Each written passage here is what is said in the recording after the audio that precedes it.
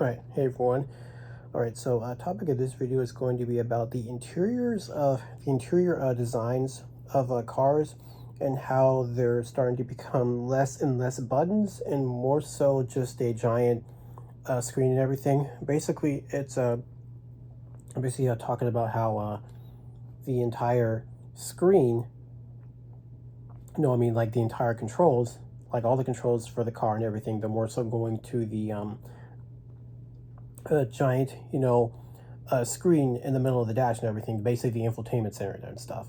Basically saying, they're basically going to be discussing how, normal physical buttons that we had in cars, back in the day and everything, like those are somewhat, like they're starting to like go away from those and stuff. And they're making it to where like basically all the controls and stuff are going to be controlled from the infotainment center and stuff. Basically getting away from physical buttons and going towards the screen. So that's basically what we are going to be discussing today and why they need to peel back on that. All right, so, imagine this. You're driving down the highway, it's raining, you reach down to adjust your wipers, but instead of a knob you can feel, you have to tap a screen. Navigate two menus and look away from the road for 3 seconds. 3 seconds. That is the reality of modern car design. And it's not just annoying, it's dangerous and expensive, like totaling your car expensive. Today we're going to be talking about why automakers are ditching buttons for screens, why it's a terrible idea, and why the industry is already starting to backtrack. And so let's start easily. The safety problem. Let's start with the obvious: safety. Physical buttons work by muscle memory. You can reach for the volume knob without even looking and everything. The climate dial or the hazard lights without ever taking your eyes out the road and stuff. But a touchscreen, on the other hand, that requires visual attention every single time. Now, studies have shown that even a two second glance doubles your risk of an accident. And we're not talking about texting. We're talking about adjusting your AC or changing a radio station. Researchers have found that moving controls touchscreens significantly impairs vehicle control compared to physical buttons. And this isn't theoretical. Drivers have actually been charged with accidents because they were distracted by their car's own screen. And here's the kicker. Regulators are stepping in. Europe's safety body, Europe NCAP, is now requiring physical buttons for basic functions like turn signals and wipers to get a 5-star safety rating starting in 2026. China is drafting similar rules, and I really hope that the USA eventually follows this suit as well. So, if automakers don't change course, they'll literally lose safety ratings. That is how bad things have gotten. All right, now on to the cost problem. All right, so screens are distracting, but here's where it gets really painful. Your wallet, obviously. Replacing a central touchscreen in a mid-range car can cost you $15,000. Yes, $15,000. If you have a full dashboard with 3 screens, that could exceed $45,000. So, think about it. Just think about that. A screen failure on a car that's 5 or 6 years old could literally total the vehicle. The repair costs more than the car's worth. And one of the worst things, these screens fail a lot. A J.D. Power's 2025 study shows touchscreen problems are increasing every year. Some users report a 20% failure rate. Others report up to 30% for luxury EV screens. Why? Because automakers are using consumer-grade tablets components inside cars that hit 180 degrees Fahrenheit in the summer sun. They're not built for heat. They're not built for heat, vibration, or years of daily use. And here's the dirty secret. Some experts, they say this isn't an accident. It's another factor of planned obsolescence. They're not designing these screens to be repairable. They just want you to buy a new car, not a new screen. That's basically what it all boils down to. In case you haven't realized it by now, but there has been a backlash and a bit of a turning tide.